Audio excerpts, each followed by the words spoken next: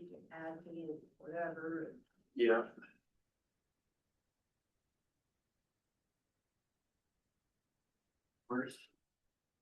Where is it? Zoom webinar.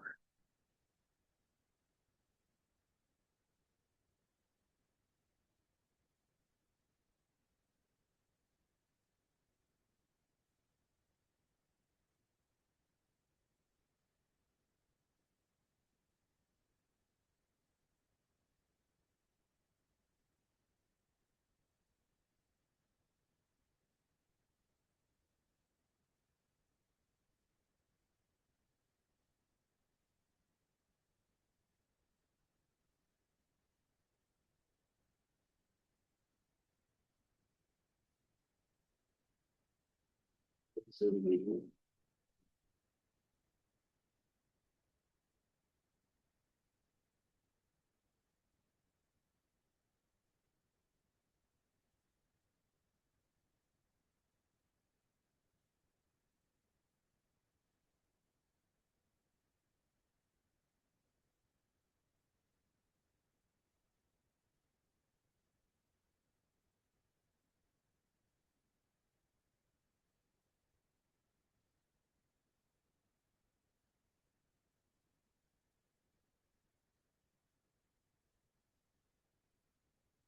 Adobe works.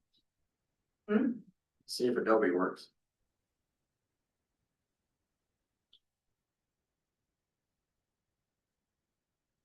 Of course, that's.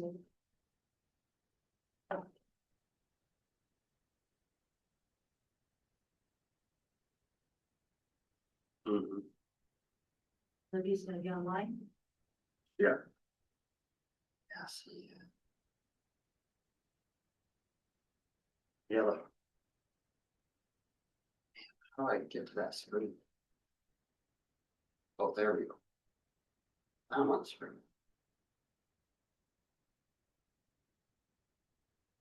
Is there a setting that says view?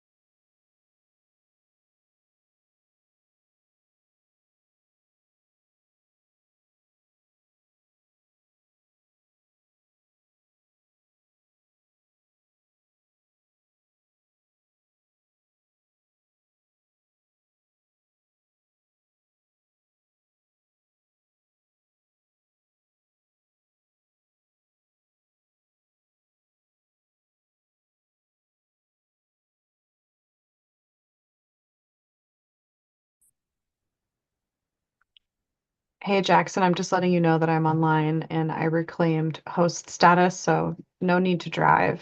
I can do that.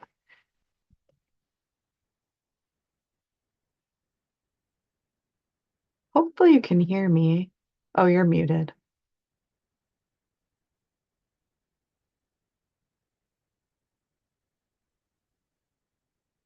Let's see. Ask to unmute. There we go. Can you hear us There you now? go. Yeah. Okay, yeah, thanks. So you'll control the packet? Yep. Cool.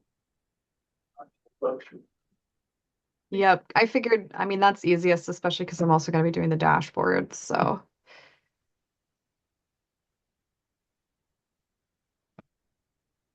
Okay, all right. I'm going to go grab some, well, I'll get the packet shared and then I'm going to go grab some water, um, and a notepad. all right, sounds good. We'll go back on mute for. I think it's so.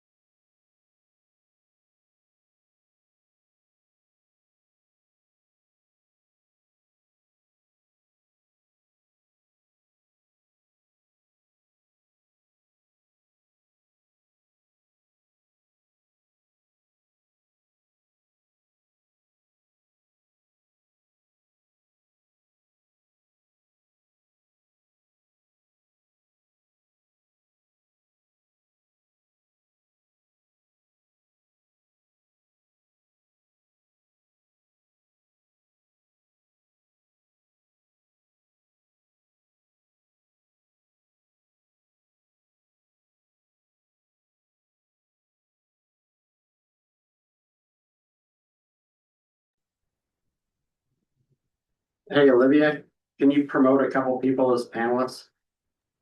Kate Yep. Duber and Corey Richardson. I've seen a lot of that ability. Susan Holmes. And yes, and I will make you a co-host again. Sorry, I thought it automatically did that.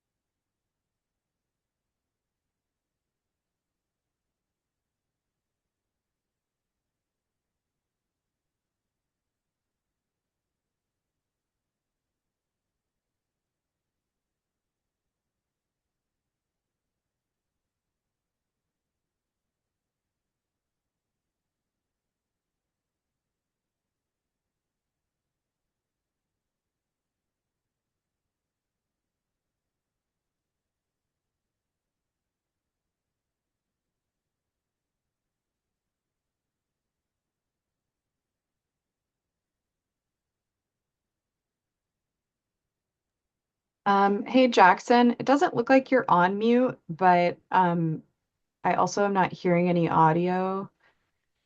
Can you hear us now? Yes, I can hear you now. Okay. Whew. We're sitting in silence. Okay. Wow, it's funny, the little microphone just like wasn't notifying us, but that's Praying we all draw some special.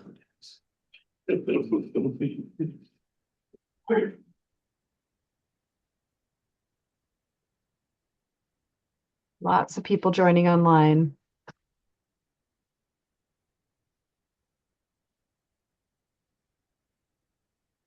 Yeah, I'm watching that.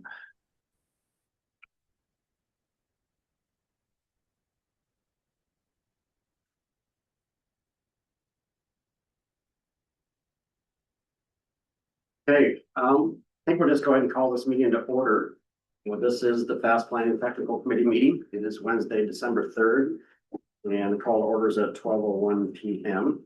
For Fast Planning Technical Committee members, today we have with us Michael Bradley, Kate Duber, Tim Glidden, Alexa Green, Brett Nelson, Al Beck sitting in for John DeTartis, Jason Olds, Bob Christash, Corey Richardson, Walker Ringstad, John O'Brien sitting in for Bill Rogers, Kellen Sperman, RJ Stump, and Jacob Toyrick.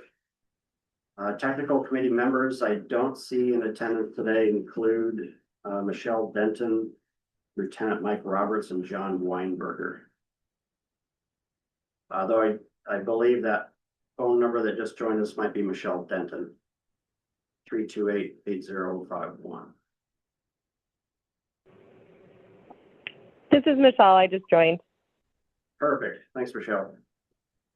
You bet. Okay, then for Fast Planning staff, we have myself, Jackson Fox, Olivia Lunsford online, and Deborah Todd. And then guests in the meeting today, I see we have with us Randy Bailey, Don Galligan, Emily Haynes, Jack Barnwell, Megan Flory, and I think that's it. Is there anyone I missed that's in the meeting today? Didn't announce? In the room, we're online. Okay, that's who we have with us today. Let's move on to approval of the December 3rd, 2025 meeting agenda. Can we get a motion on the agenda? So This is moved. Michelle. Move to approve. All right, say so moved by Bob and second by Michelle. Any changes to today's agenda?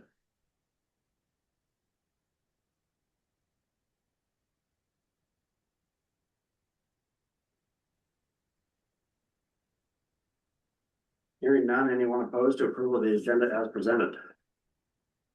Hearing none, we'll consider it approved. All right, that takes us to approval of the November 5th, 2025 meeting minutes, found on pages 2 through 6 of the packet. Can I get a motion on the minutes? So moved. Thank you, Bob. Is there a second?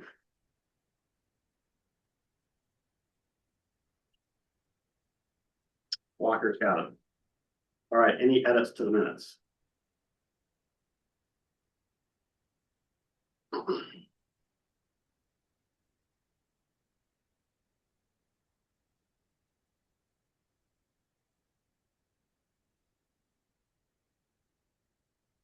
Hey, I'm not hearing any edits. So we'll just ask if there's anyone opposed to approval of the meeting minutes as presented in the packet.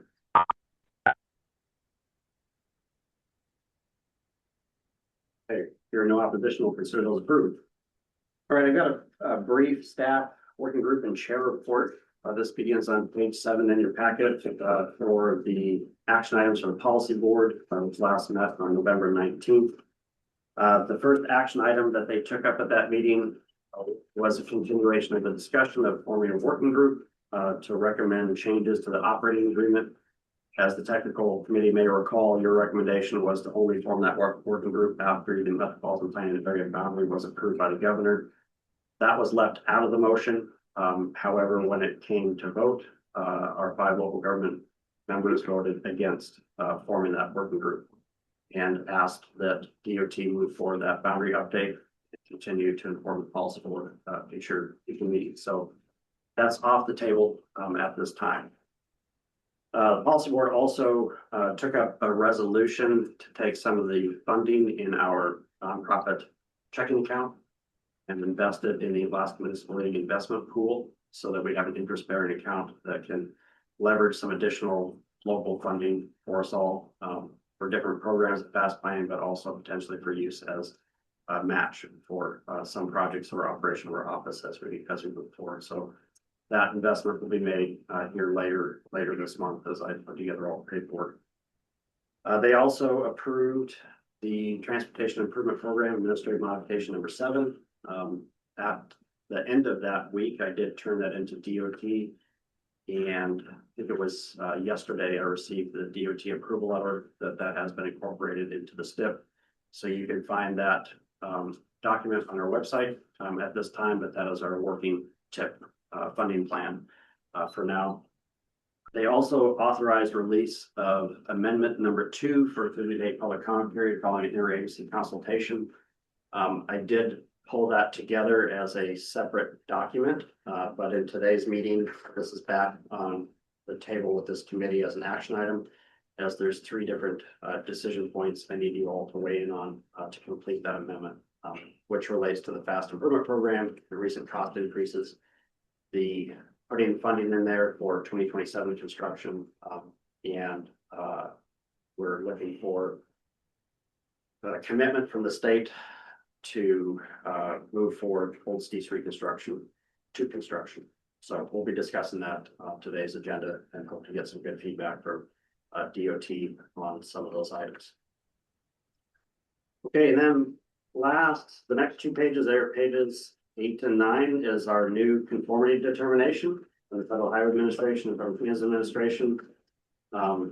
It might be a little bit of a confusing read with all the jargon in these 2 pages, but this letter that we received the day after our last policy board meeting did effectively lift the conformity increase in our area. So we can move forward with some of those large highway projects that were effectively paused as a result of the conformity increase taking effect. There's other challenges with some of those projects, but we now have the ability to add in significant funding back to the Old Steve Reconstruction Project, Airport, Cushman Intersection, Steve's Joe Interchange, and Steve's Highway Mile Post 2 to 5 resurfacing. So this is good news for us all, and hopefully we can pick up where we left off and get these projects into construction in the next couple of years. And that's it for my report today. Are there any questions?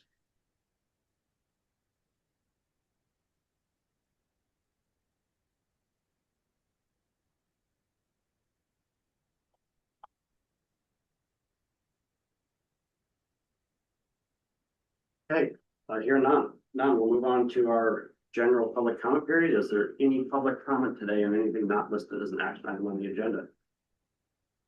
Don't see any members of the public in the room. There's a few folks online. Is there any public comment online today? You can raise your hand, we can unmute you if you'd like to provide.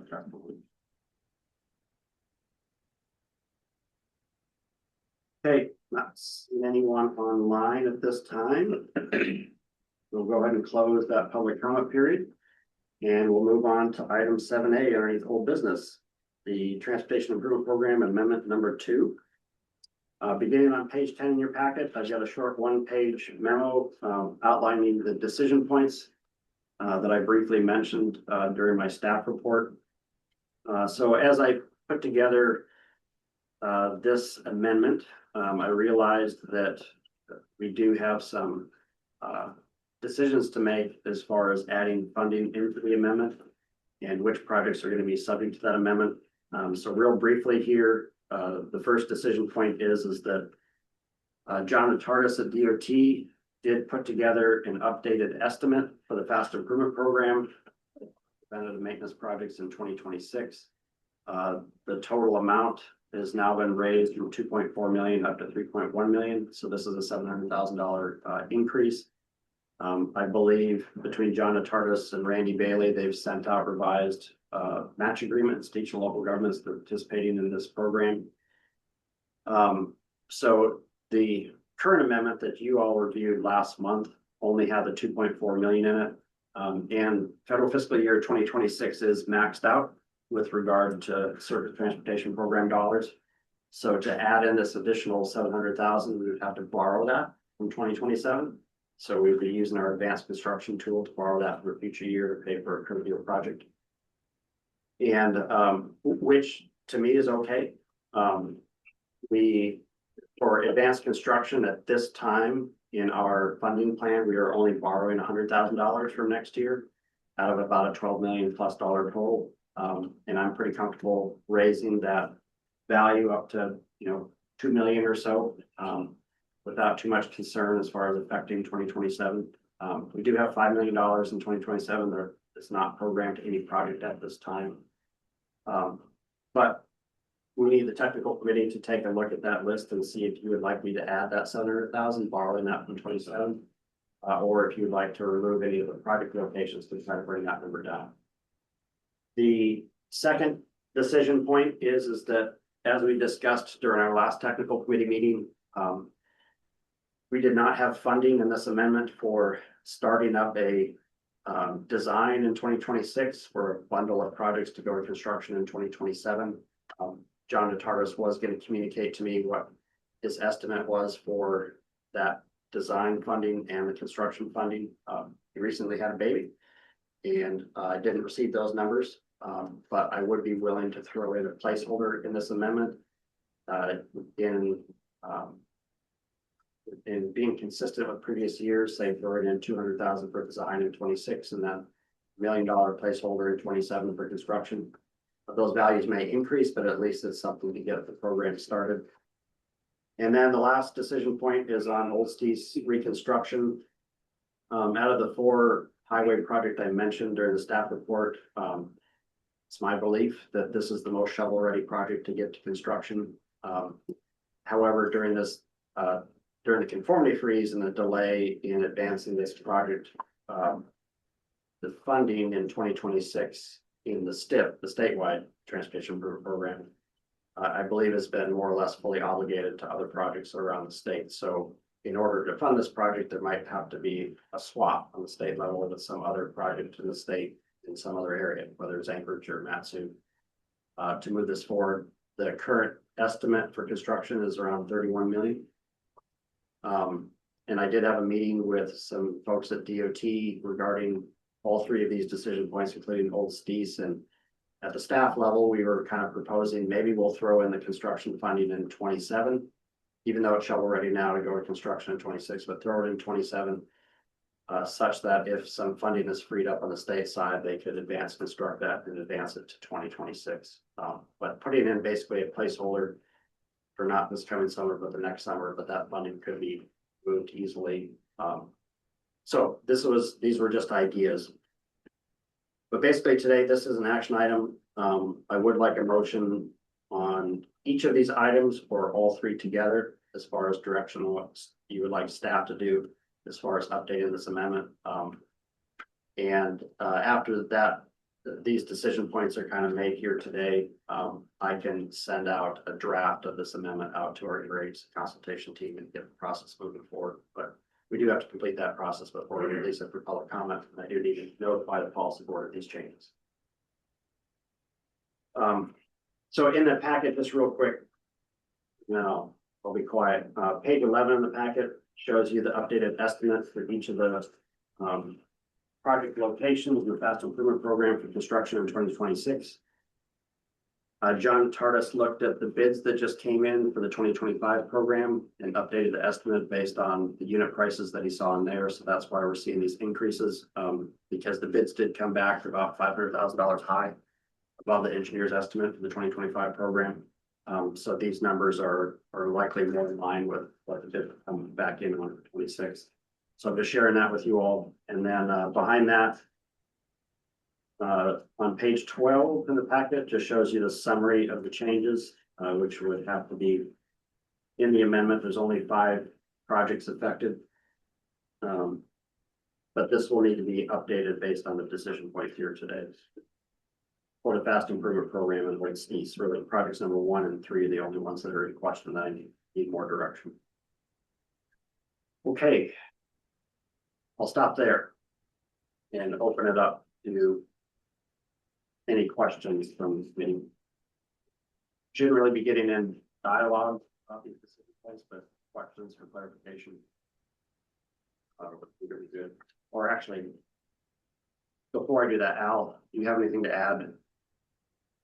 The only thing that wasn't mentioned is if Old Stees was put out for public comment showing in 27, and if it did get approved in your tip, there's still a fiscal constraint that has to be, that on the STIP side has to be gone through for 27. So just throwing that out there for state.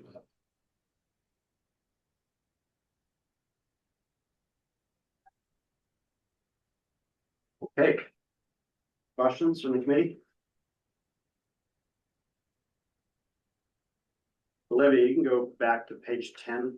So we just see the three decision points on the screens. Thank you. Yep, go ahead, Colin. Help me out a little bit on the Old Stees project. So let's say we add the funding as placeholder, where $30 million in for 2027. But if I'm hearing Al right, the STIP also needs to be updated to reflect to that. Is there a harm or concern of us adding it in and then the STIP not reflecting that? So for us at Fast Planning, 27 is an informational year. It's not one of the first 4 years of the split constraint tip. So we don't have to necessarily demonstrate fiscal constraint in that particular year, but yes, the state will have to look at fiscal constraint, depending on the funding source. They may be fully obligated in 26 or 27, and they don't have room to add another project, but also the state can use their advanced construction tool or bond in the future to get the current year project moving forward. So, but yeah, the state will have to check their fiscal constraint for us if this is what we add. Maybe a follow-up if I can. So I guess if we do this move today and the policy board approves it, is that showing to the state that, this is a priority for us locally and they'll try to incorporate it into the STIP in that year? I mean, I don't have the exact answer, but I would assume the answer is yes. Anything that's going to be shown in the tip would be that MPO's recommendations and priorities, and then the state would view it that way as they are looking at the STIP. Okay. So I'm at the wrong level to answer that question, but I would think that's what they would look at. It's that order of precedence from the TIP's recommendation or the approved TIP. Request that was changed. Okay, so just if I'm understanding this right, so we do this move Old Steve, move $30 million of the Old Stees for 27. That shows to the state that, hey, locally, this is a priority for us. Will you please try to incorporate it into your STIP? So. Yep. That's probably a good move, right? Yeah, it is, I think. It also shows the public that we're interested in getting this project to move forward. And I think it opens up the possibility is if statewide, if a project slips and they are looking for a project that is, like using Jackson's words, is shovel ready. This project, I believe, is essentially shovel ready in March, if I remember a date right on a spreadsheet. We already have condemnation going on one property. And so we are in the situation where we can certify right away, and I believe the utilities are wrapped up or in the process of wrapping up. So it's just literally, I think we're at is negotiating out the guaranteed maximum price with our CMGC contractor. Getting the last bit of pricing done. Once we know the real date.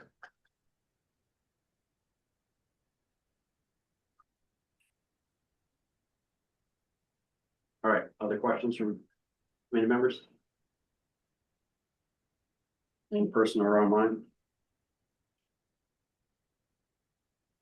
I got a question. Yeah, go ahead, Bob. Hate to ask it really. Where's the funding source of the $30 million? Where's that coming from? Will be coming from a statewide portion of state. Statewide, so fast planning is not contributing to it. It's just gonna be on our amendment, right? It is not planned that fast planning is going to contribute to the project with our sub allocation. Right. So really, we're just voting or make a recommendation to the policy board that we add it to the tip, right?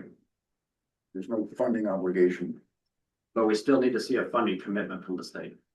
We don't have anything in writing from the state on It's that. like it's a statement here, it's not really a question. With three. I don't think it could hurt. But if we added, there's no funding commitment, there's Then we have to remove it. moved again, so that's not that hard to do, right? This buys us time to wait for the state commitment. I would perceive if there was funding that could be contributed to this, then that would also could only be an added benefit with seeking future funding. One question. Yeah, go ahead. So the 3.1 million that's shown in number one here on page 10, that's really right here, right? Yeah. Okay. Yes. And really the question is to increase the funding from 2.4 to 3.1. Yes, or remove Or one or more project, project right. locations to get it back closer to 2.4. I wouldn't want to do that, yeah. Thank you. All right, other questions? Yeah, Kevin. Yes, one final one. It's not related to the three items you brought up, but it is related to the tip. I was surprised, and I'm sure my memory's just not correct on this. I didn't see the Barnett Street reconstruction project on there. No, so the Barnett Street reconstruction is an illustrative project.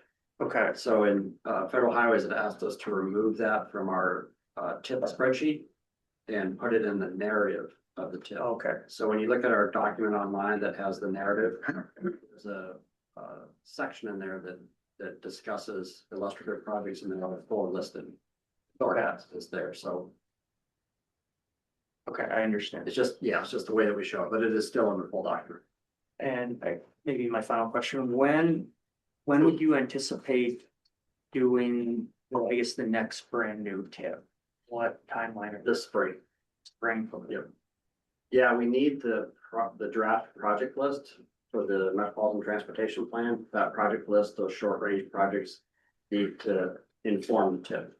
Okay, So, but I am working this month on a new template for the TIP. And updates to our policy procedure for the TIP development. And so this committee will see all of that stuff before we actually create the new tip. Okay, I understand. All right, the questions before we go to public comment and entertain one or more motions.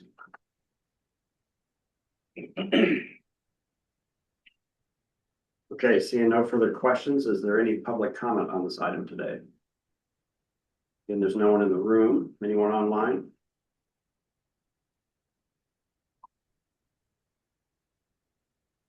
Okay, I don't see anyone online, so we'll now open the floor to a motion to kind of include all three, or we could take these up as three separate motions. However, any committee member would like to do it.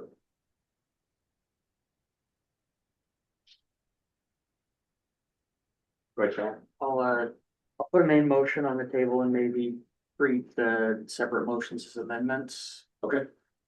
So I'll move to recommend to the policy board, releasing the 2023 through 2027 TIP amendment number 2 for public comment. Can I clarify? So for these decision points, they haven't been. So the policy board has already authorized us to release it for public comment. So, but this is gonna change some of the amounts that are listed in the amendment. Okay, I'll withdraw the Okay. motion and I'll make another motion if I may. Yeah. So my first motion is to move the construction funding for the Old Stees Highway Reconstruction Project from the beyond years to federal fiscal year 2027. Okay, is there a second to that motion? So we're just taking up Old Stees right now. All right, second made by Bob. All right, discussion. Briefly speak Yeah, to go it, I think for over a decade now, I think I remember the first state appropriation on this in like 2011, 2010. Thank you, Brian. Yeah, it's been on our books for a long time. I think, if not one of our most important transportation corridors that is not functioning very well, doesn't have any sidewalks. We should do everything we can to get this project moving forward. I think this would show to the state how much of a priority it is for us, and hopefully they can work with us to find funding for it. Okay. Further discussion.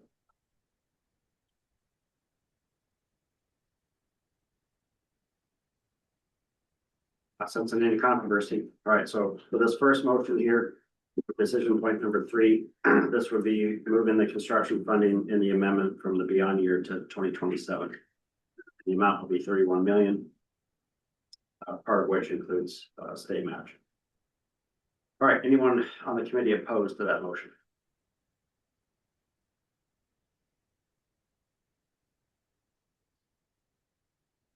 Seeing no one opposed, consider that approved. All right, other motions on items 1 and or 2. Right, Bob. Move to, seek approval from the policy board for increasing the, construction funding for the fast improvement project for, year 2026. And also increase the design funding for, 2026 for the fast improvement program. Did you also want to add in a placeholder for construction funding in 27? Oh, I see that, yes, I would. Okay, all right, we're gonna capture then all 3 of those in the one motion. All right, is there a second to that motion? I'll second that. Thank you, John. Go ahead, Council. Just one clarification, that's coming from advanced construction. The funding for it? Yeah, I don't know where the funding. It will have to be, yeah. okay. I don't think we need that in the motion because that's what I do behind the scenes to move money around. But yeah, it should be understood that we are borrowing money from 27 to for anything that happens in 26, Okay, because we are maxed out.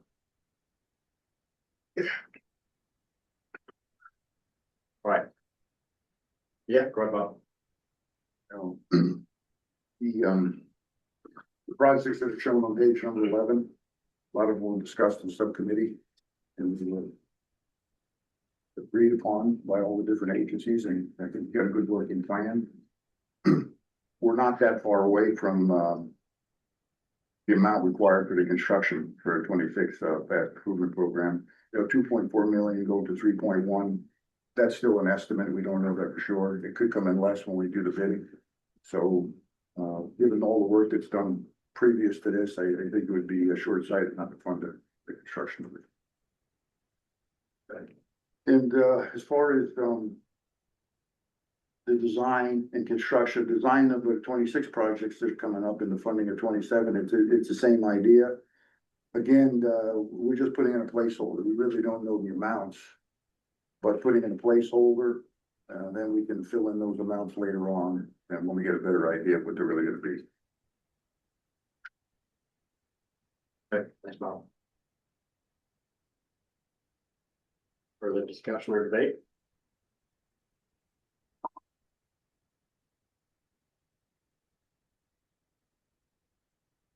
Maybe this was too easy. All right, anyone opposed to that motion to increase the 2026 construction program from 2.4 million to 3.1 million? Then add in placeholders for the 2027 construction program for design in 26 and construction dollars in 27. And as I stated my staff report earlier, I guess at this time I would consider throwing in 200,000 in 26 and 1 million in 27 for the 2027 program. So that's just a starting place. And then we'll pull back together the subcommittee to look at those project sites for 27 and make a more formal recommendation to the policy board for that year. All right, anyone opposed to that motion?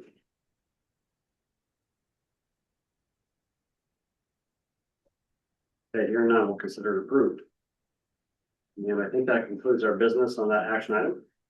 So we'll move on to electric vehicle charging stations, which begins on page 31 of the packet.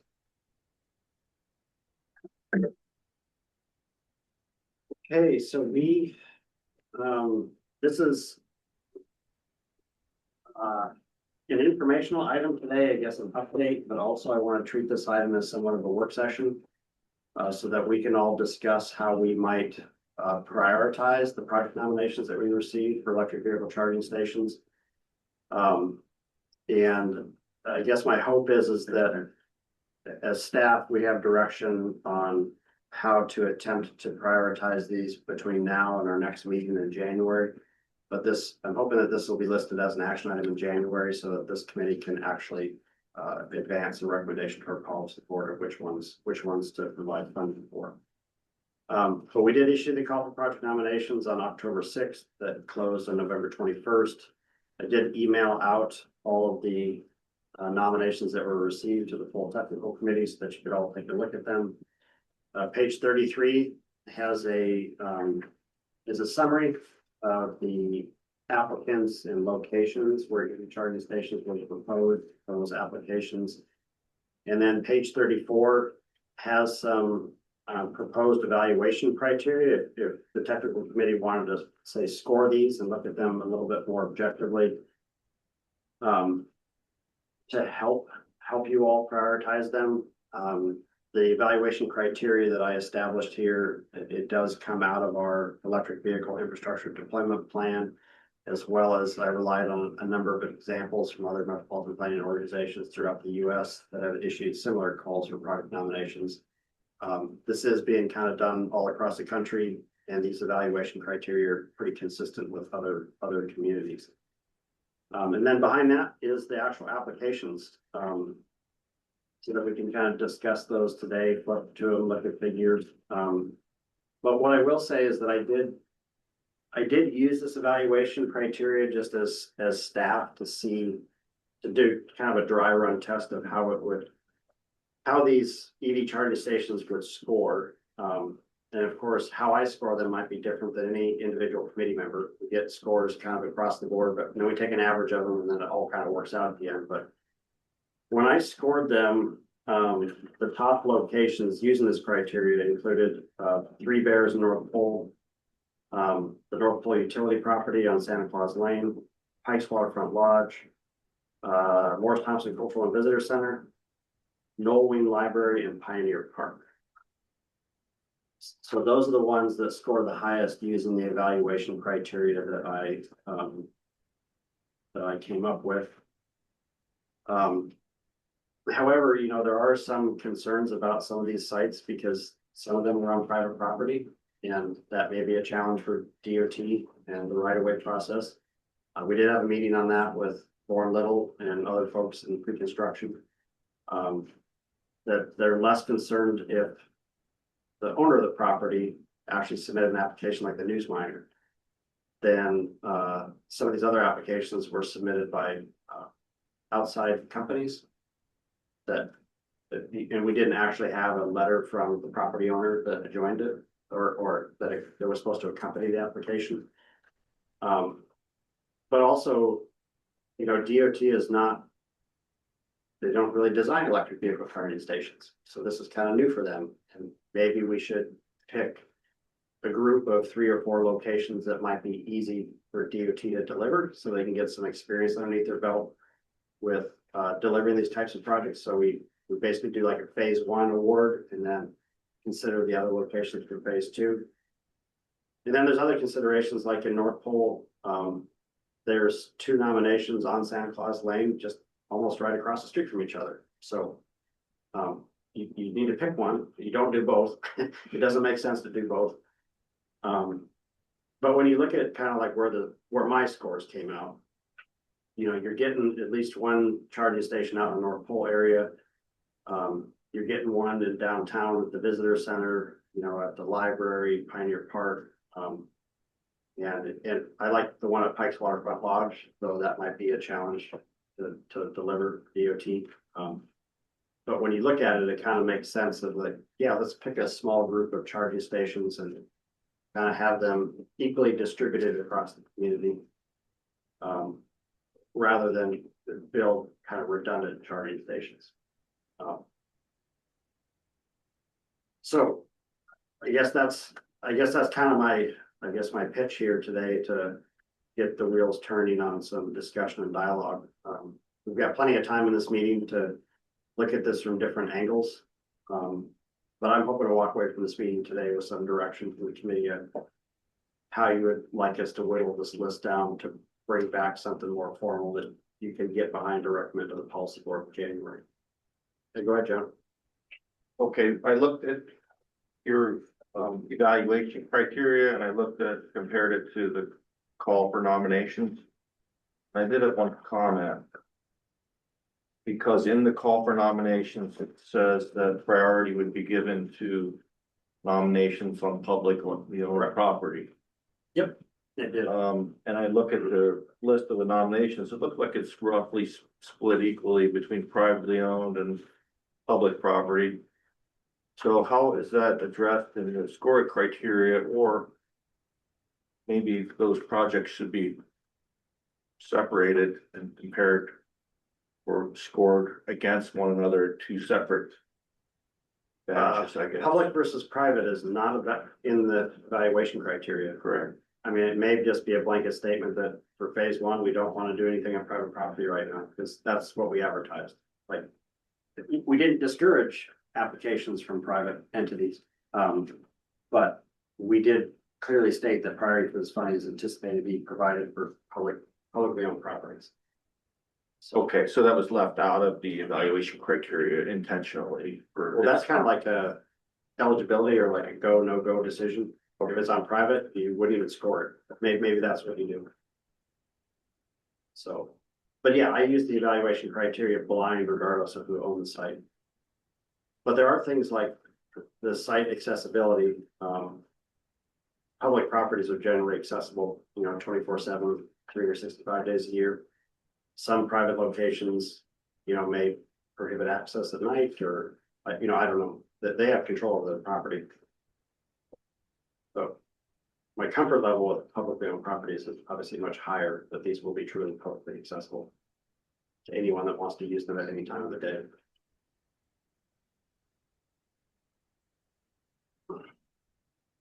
I guess I understand, but then does that mean that that the committee will then discard all the private owned nominations for this round, or how? Based on that, or are they gonna be scored just same as the publicly owned ones? That's a question I'm hoping you all discussed today. What do you want to do with that? And Al, since we had this conversation previously, Yeah, I would like to touch on that point from one perspective. The generally speaking, if we can advertise all these selected locations in one bid package, you have potential of having the best price. If you mix and match level of complexities between a private property where the agreement with the state, the DOT to that public or the private entity is going to be much more complex to get to an agreement with because of third party maintenance responsibilities associated with the EV charging station such. It's going to, I perceive it's going to take more time to get to that agreement and to work in that, getting the right of entry, getting all the right of way interests that we need for a given period of time to build these improvements that.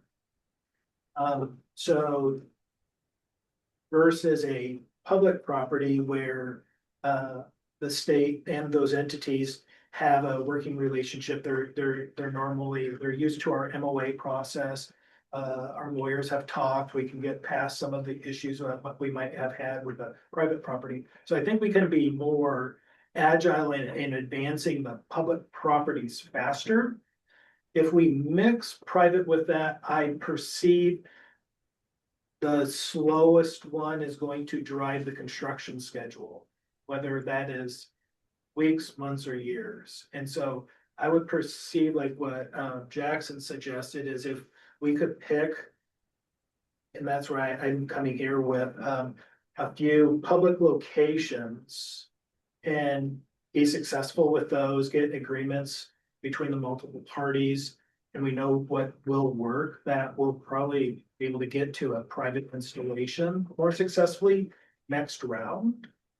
That would be one thought. And then I have another thought off of that. We can come back to that later too.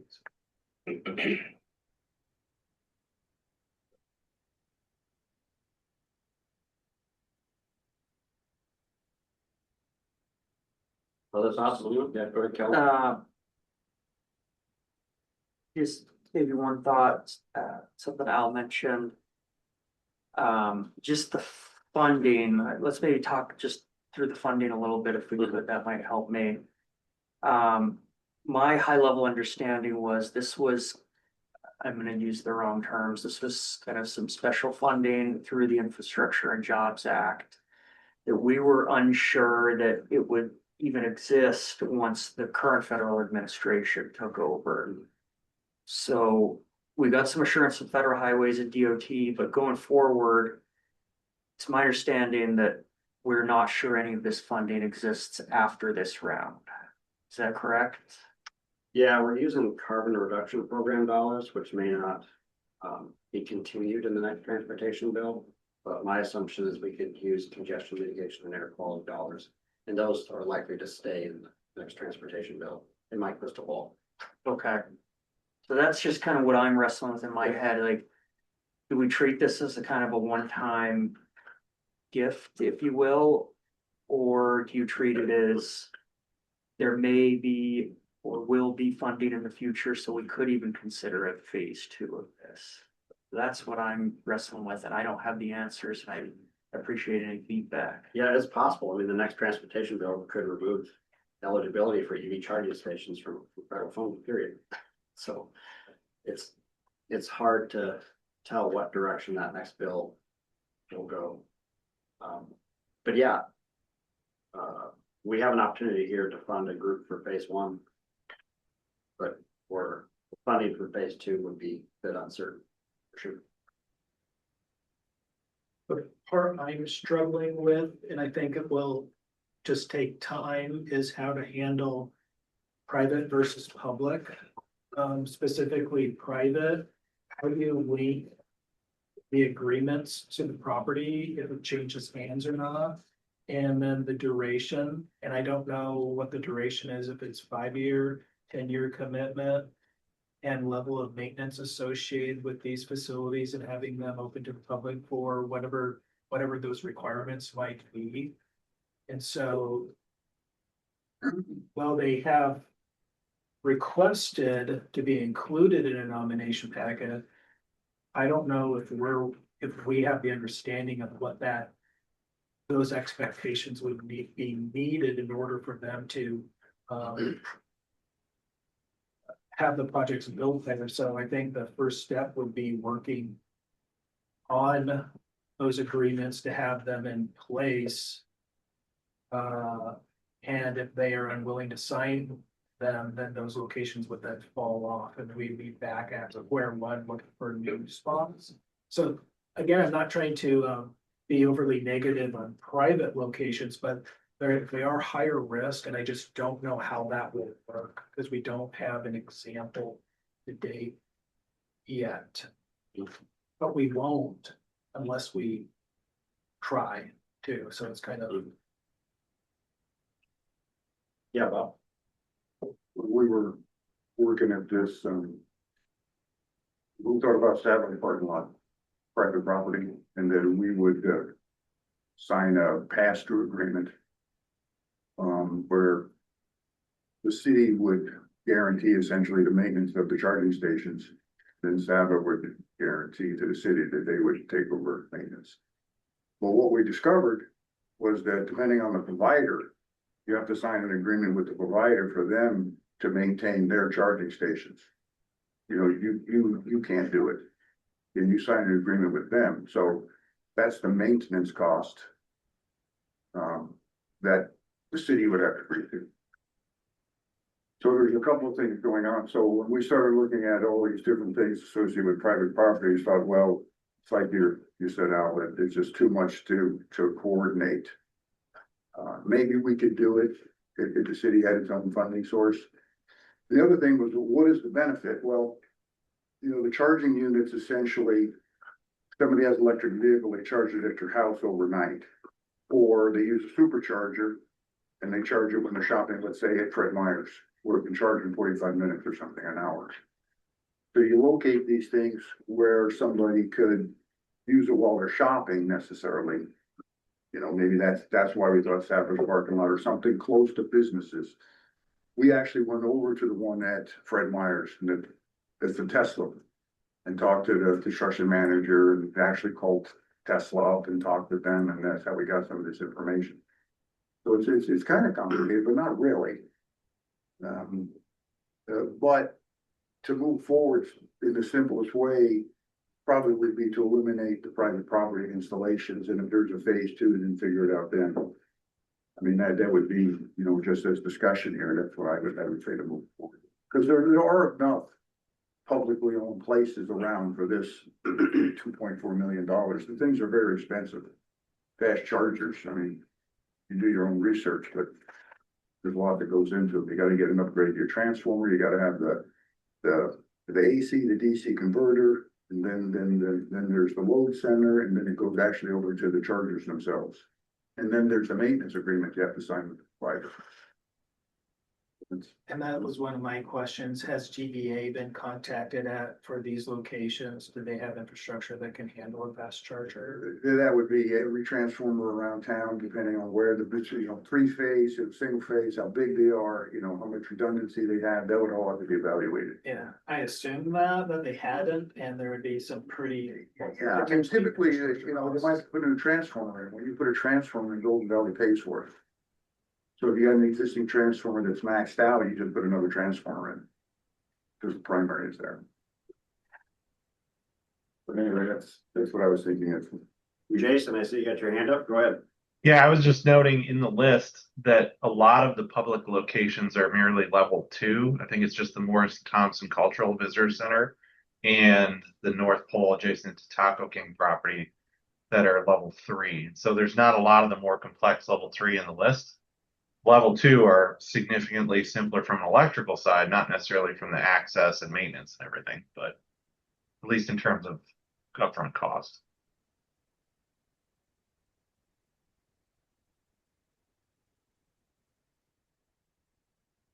Ethan Grates, who is the assigned project manager, took the list and added the average annual daily traffic volumes associated with the adjacent roads, not the driveways.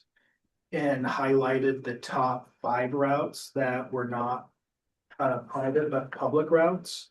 And not in any order, just from going from top to bottom was the North Pole utility property with 3,860 off of Santa Claus Lane.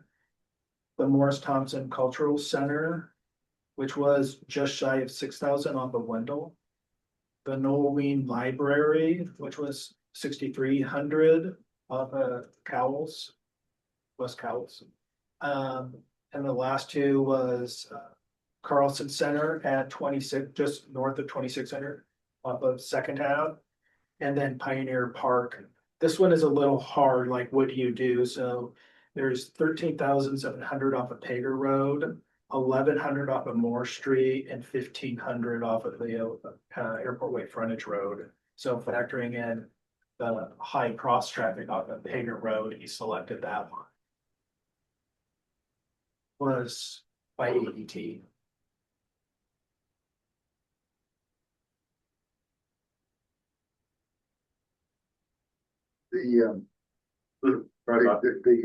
The volume of traffic going past where a charger is installed couldn't be a consideration. But how they're used,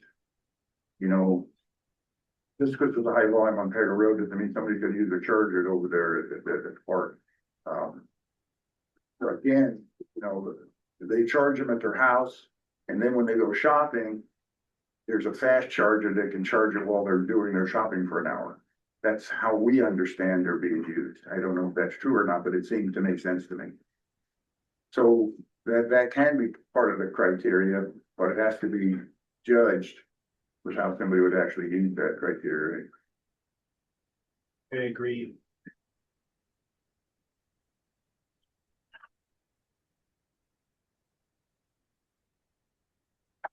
Don't do it. I don't know if this is a comment or a question. One thing I was kind of wrestling with going through all of these, and I guess one of the biggest criteria in my mind, and I don't think we really have it right now, is cost. Cost for each of them. For the borough's nominations, our electrical engineer put together I guess the best estimate they could in costs, and so much of these, like, they're a surprise to me about where you're hooking into the electricity and where you can drop off a main line. Like, I just didn't think about any of that.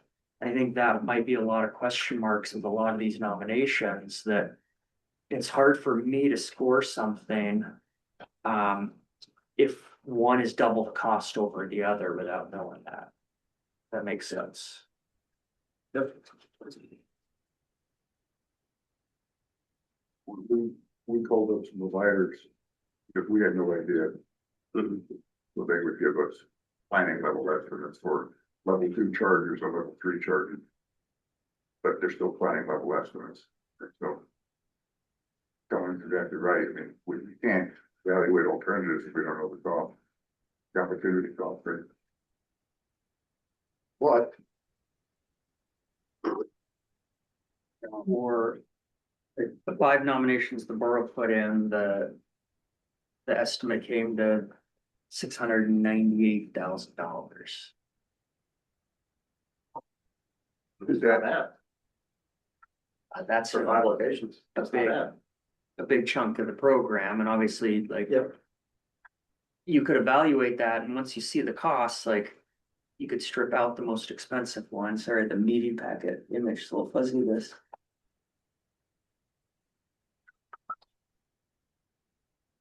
I forget which one was the most expensive, but. So I guess that's a question for the group is there a way to come up with planning level estimates for some of these to help us evaluate? Because that's, I guess, a big factor in my mind of selecting locations to go forward with. I don't know, I feel like one of the biggest costs is gonna be the electrical connection. Not necessarily the concrete pad of the device itself. ongoing. How far you gotta run, yeah. Well, A lot of these places have power close by. Yep. And installing a transformer is done by Golden Valley. There's no cost to the project. Is that, But we investigate. okay, I was curious about Buy America. Well, I Transformers, so I was like, I know when we were gonna, They'll do that in advance of the project. they, like, if if you're doing something at your house, they provide the transformer. Hmm. And then the services, you pay for it, basically a work. But the, I have no way of doing this. I would have to call up the providers, that's what we did. You know, the providers, how much does it cost to put in a bank aid of these things or four? They won't put in just one or two, they're not cost effective. One or two charging stations is not worth the infrastructure. It's not worth connecting to the primary and the transformer installation. And the load center and then the converter from AC to DC for two charging stations, they have to do four. Of course, they're the providers we talk to. That's why essentially maybe you have four in your nomination together. Well, it's four ports, Four ports. typically two stations with a port either side. Yeah, well, the ones we were looking at had one port per charging station, but there's a minimum that they will build. Yeah. And still get a return on. Yeah. Because they're looking for a return from on these things. We pull up Yeah, page go ahead, 90 Mark. can we pull up page 95 on the screen? Yeah, Lydia, can we go to page 95? Just want to be able to see, read the. First numbers a little bit better. Yeah, I can't read it either on the Paper. I have it zoomed in about as much as it'll go and. Yeah, it is a fuzzy graphic that was.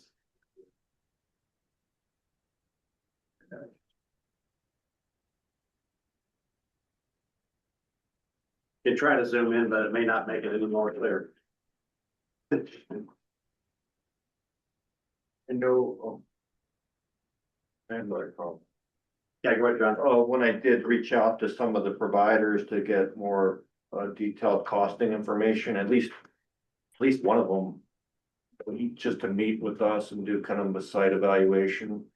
You know, their information in a lot of cases proprietary information is pretty tightly controlled, but I think that there's like a fee, like they wanted, it was a $750 fee or something to meet with them or to do kind of a site evaluation, so. And I'm sure each provider is different, I'm not saying that they all will go that route, but at least some of them, they're. To your point about they're looking for a return on their investment as well, they're probably not gonna spend a lot of time, walking us through what could be, without some kind of investment or upfront money to get their information about their specific product or charger.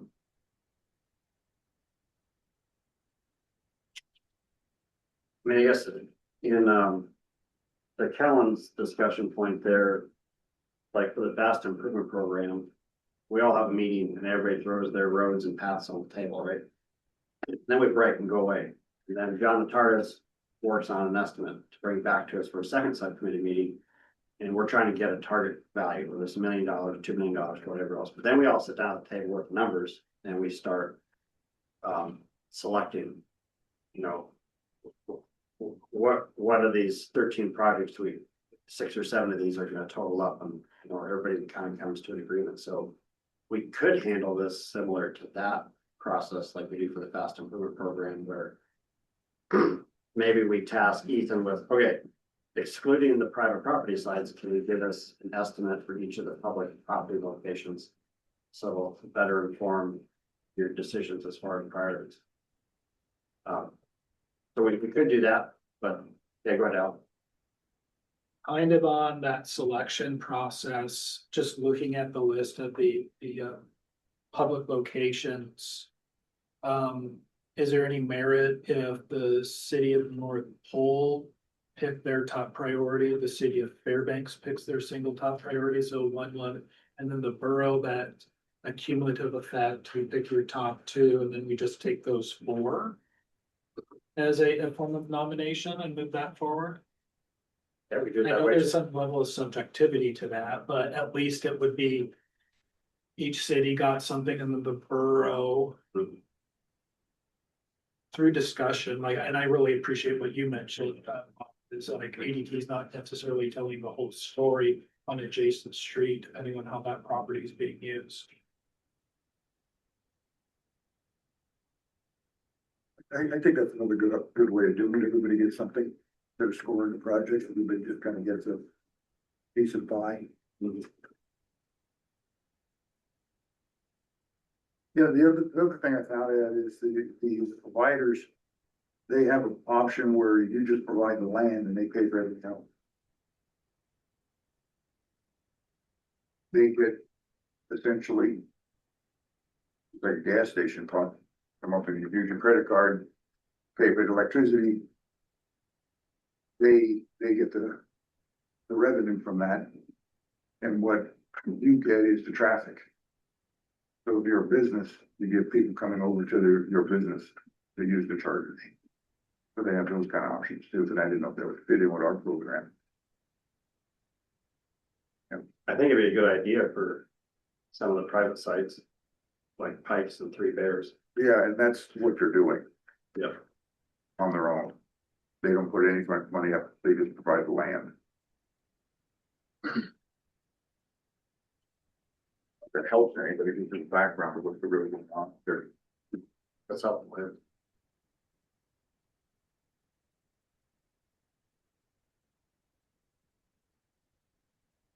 I think it's one, I won't say one last comment, but, if we do that approach of just taking several of these and asking for a little bit more detailed price estimate on selection. Mhm. That's just going to delay making a final determination. Which I don't know is necessarily a bad thing because the volatility of, is this money real or is the current funding available or not? I don't know if that plays a factor in making a decision quicker or not. And so that's definitely something we could do. Like, I'm not trying to say that's a bad idea, getting to a pick today by just trying to be even as possible on locations, but.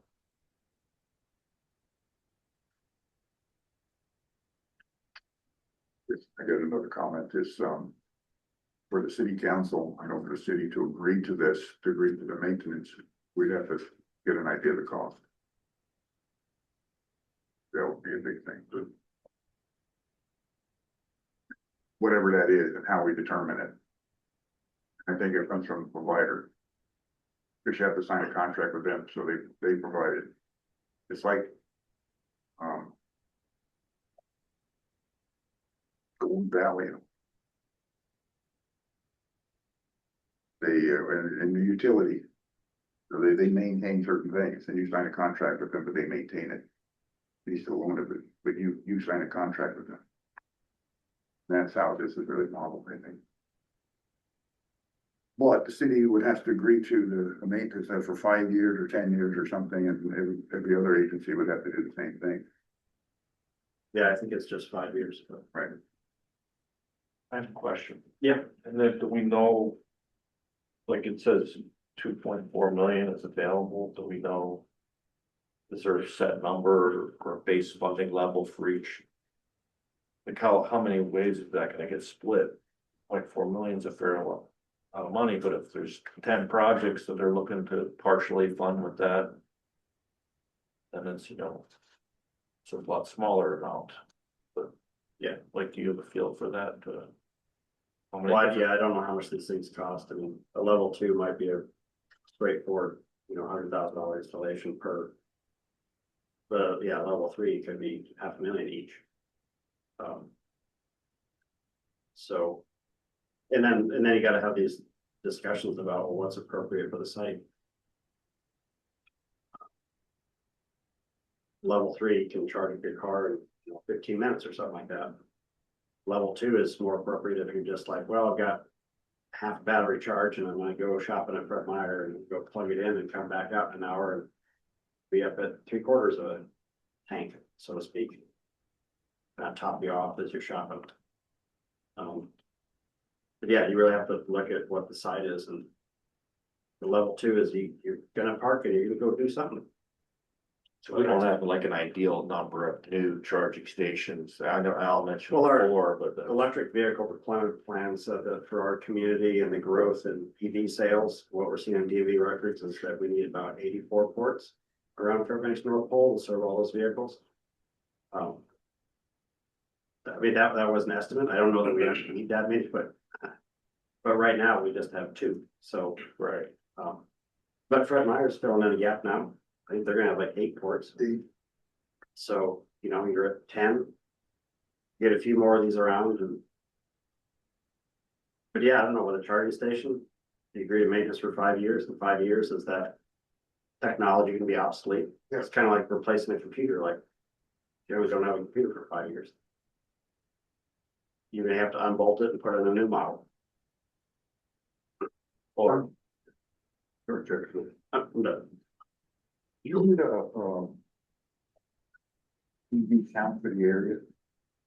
For like 175 vehicles in the area.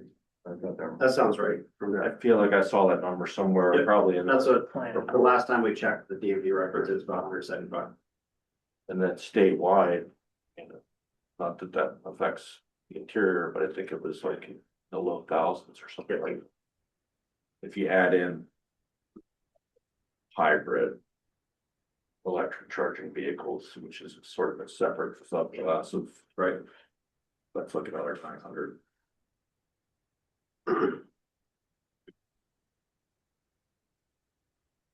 I only threw out 4 just to be arbitrary.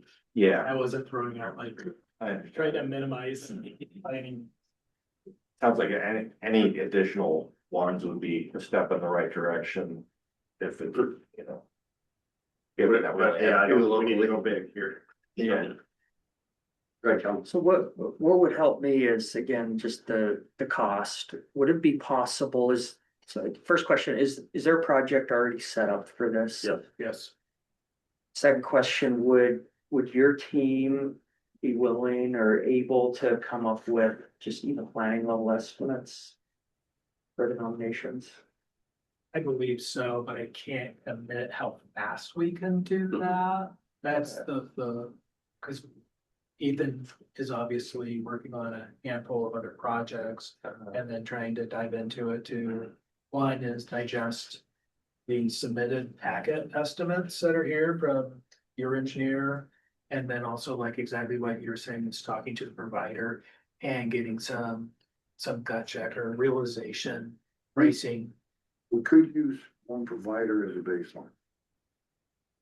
Go to that provider, tell them this is where you want to put these things, they'll do everything and evaluate, give the planning level cost. We wouldn't have to do anything. That would just be a baseline though. That'd be from one provider. There's other providers, you know, and they may say the cost would be different, but we have no way of knowing.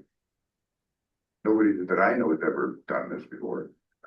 And so they would give us a planning level estimate for any location we wanted. That we get what we're looking for as far as that. Yeah, Jason, go ahead. I was gonna say, as a EV owner myself in Juneau, you know, my level 2 was $1,200 fully installed on my house. There's a lot of private properties in Juneau where they have EV ports installed because obviously we have a large number of them. And I think for businesses and private entities, if they're only looking to install level 2s to meet that estimated demand, it's a lot more affordable if you can do that and you already have the electrical infrastructure in place with like a residence or a property that has easy access. I think when you start talking about these level 3s and places where you need to bring power to the site for access for public use, that's where your costs go up. There may be more fortuitous details about some of these sites or otherwise where you could put these, because that figure I think that was shared, about 600 some odd thousand for the 5 properties from the borough, I assume that's a lot of just getting power to that site. And so as things pick up, it may not be as burdensome a lift to get to the target, but obviously we're just talking about one pot of money at this point. And so what is the best use and everything else? Good discussion, but that's just my 2 cents. Yeah, go ahead, Kelly. I'd agree with Jason too, because just looking at the list right now, I don't know. What is the cost difference between a level 2 and level 3? Is it $20,000? Is it $100,000? Like, Close to Yeah. 100. okay, so that would help me differentiate and I guess pick ones Level better. Level 3s are where you need your transformers and need all that. Level 2s run off like standard 240 coming into a home. Like a dryer or. Like Yeah. so.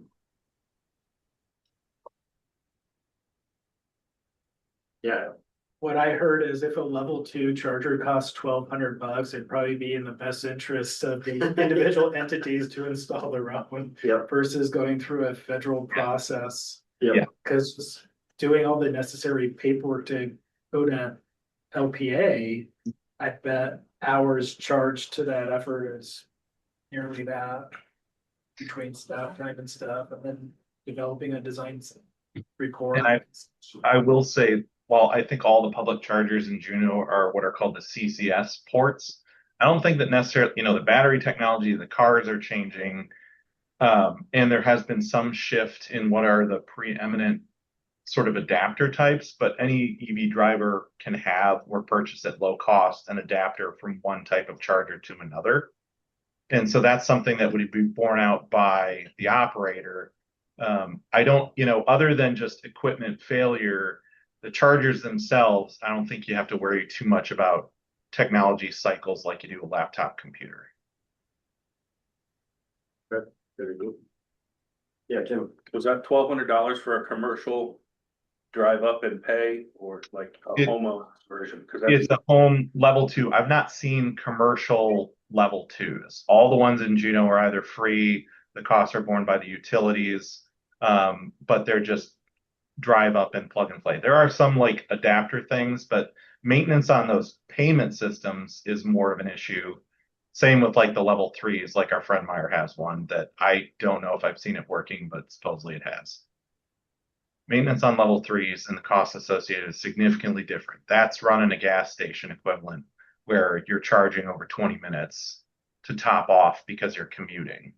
The sort of plug-in level 2s are like you're miggling around an area like Jackson mentioned for a period of time. We have them at our library. They're free. They're heavily used, but it's really topping off for like lower range vehicles, that sort of thing, or people that are sort of managing EVs and rental properties that can't install their own level 2s at home.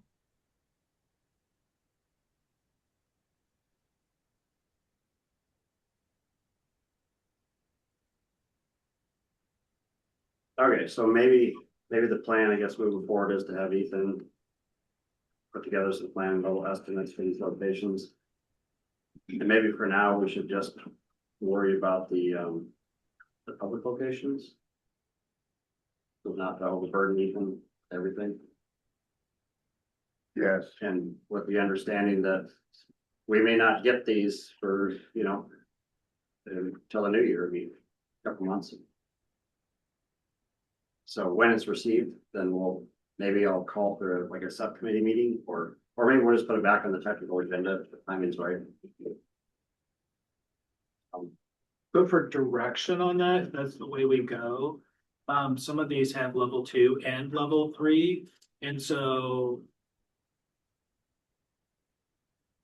We would want, in order to do an estimate, that's the problem, you need more detail.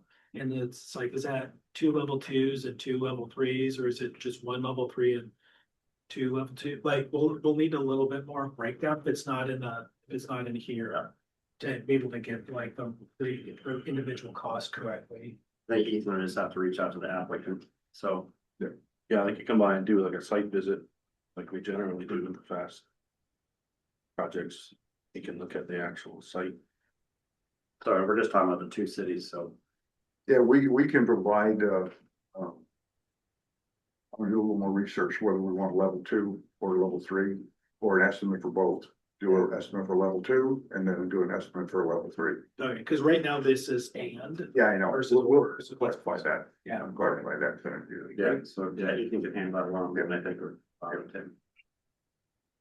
Would we not want the station to have the versatility of having a level 2 and a level 3. That was kind of like why I think I left that in. Oh, I was only suggesting it to like, know the guardrails in order to know what the estimate is, especially if a level 3 charge would be substantially more. And if that's not what you're requesting, then we would put that in there. Or if you are requesting it at that location, we can include it in there, and then at the next meeting, when that information is available, you could say, okay, let's strike that. And then put in only 4 level 2s at this location. And so you'd have flexibility there, but like. Ensure that we know what you want in the estimate is kind of. So we could estimate it appropriately. Yeah, I think if you had a site that has level 2 and level 3, your infrastructure's got to handle level 3. The load center, everything, the transformer, everything has to be sized to handle that current required to charge that battery quickly. You know, the thing is, it's just like if we're gonna put in a rapid flashing beacon, it's the same thing. We gotta have a load center for the device.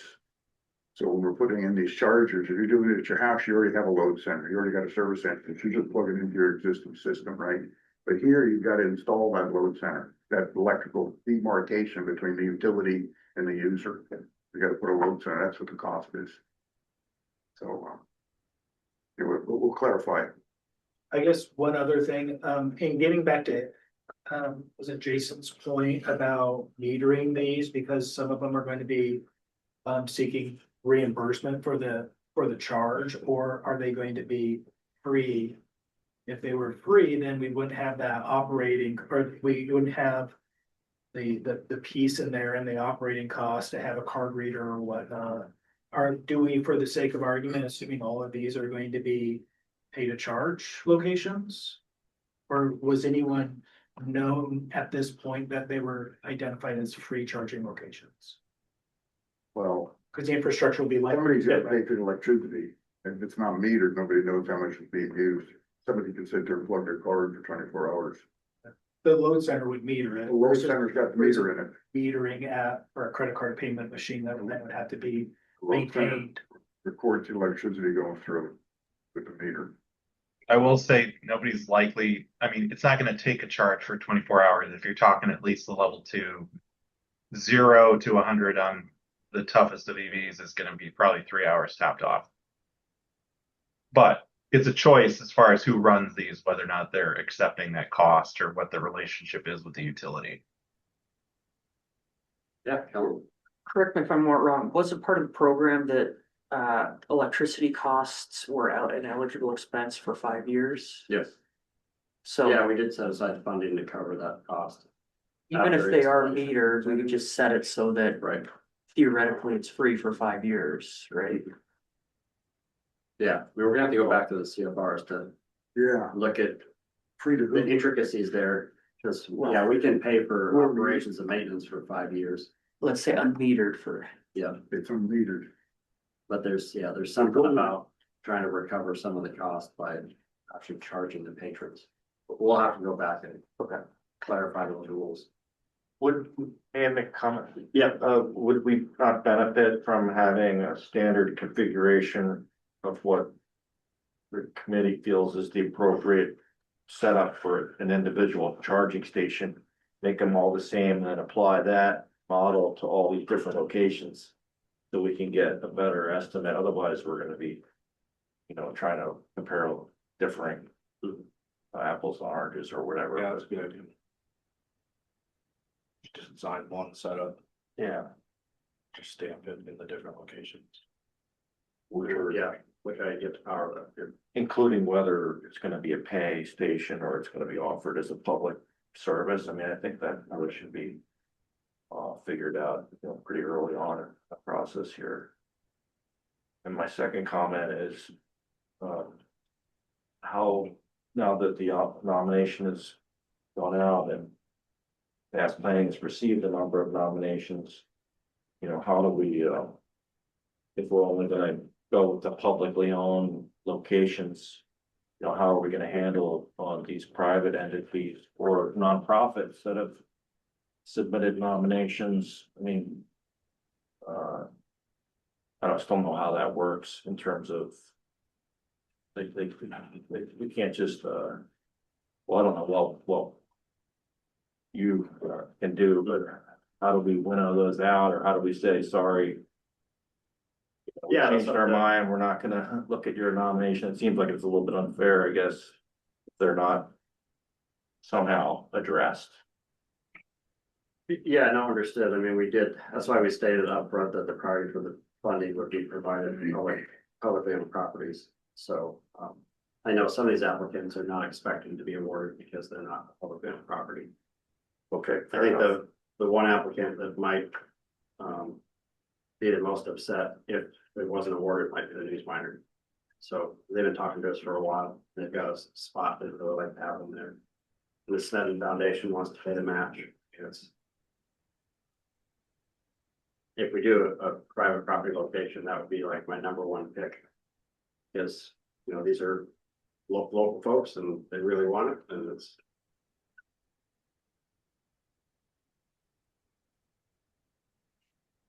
But it sounds like we just need some numbers. We need a little bit more information before we can advance a recommendation to the board. So.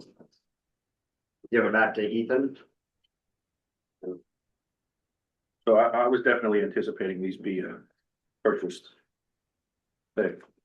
The city of North Pole doesn't just give away electricity. So it's a cost we can't just agree to do forever.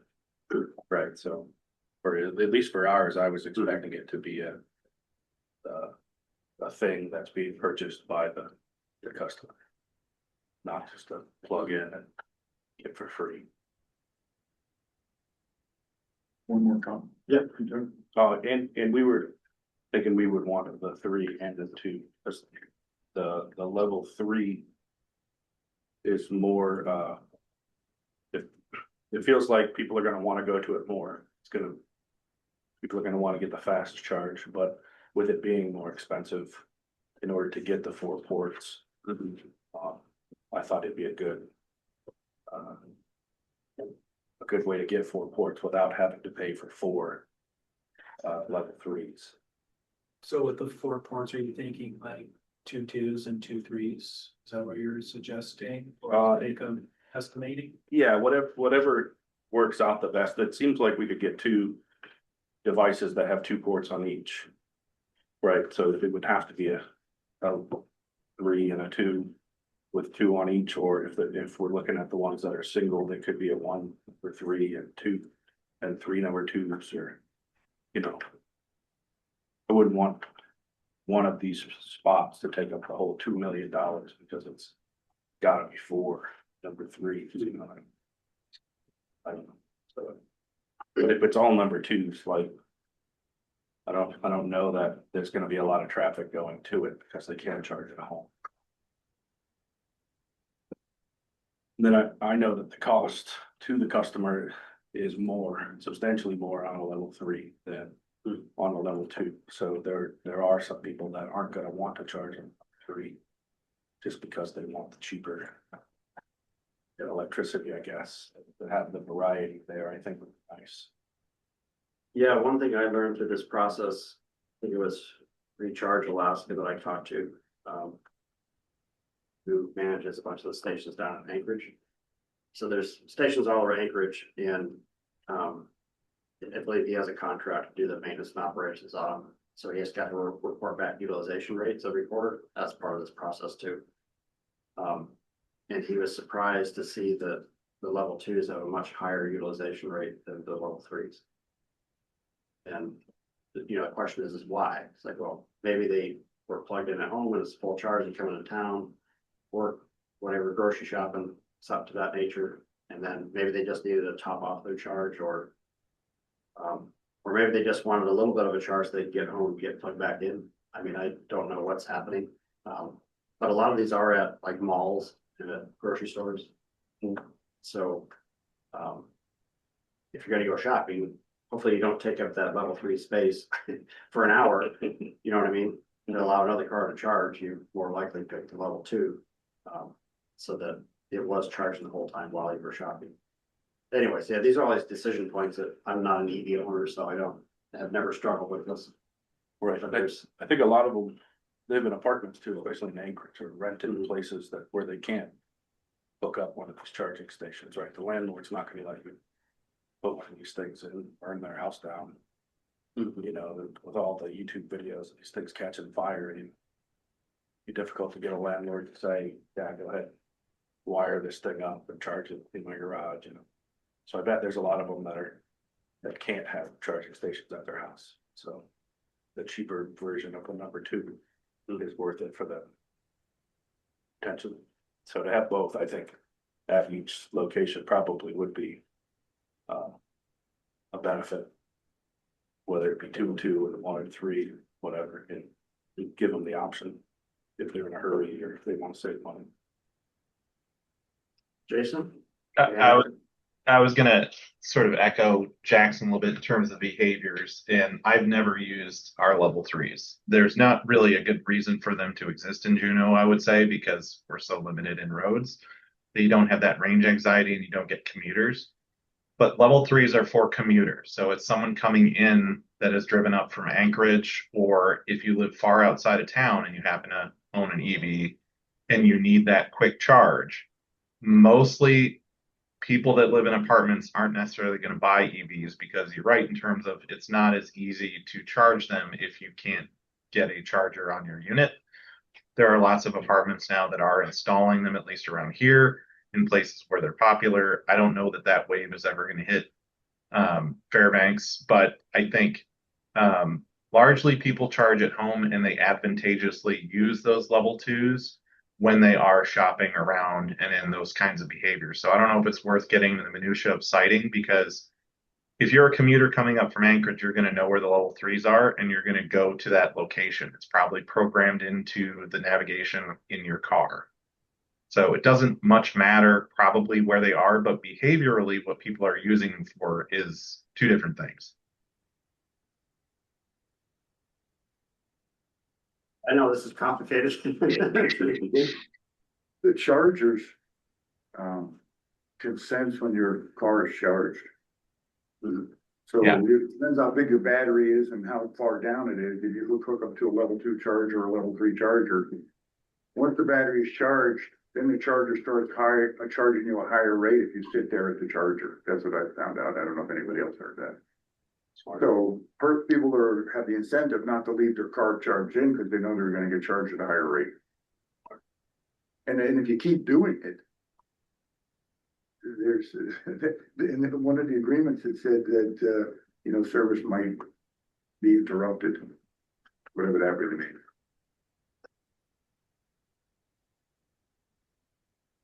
All right, I think we've talked about this enough. Hey, go ahead.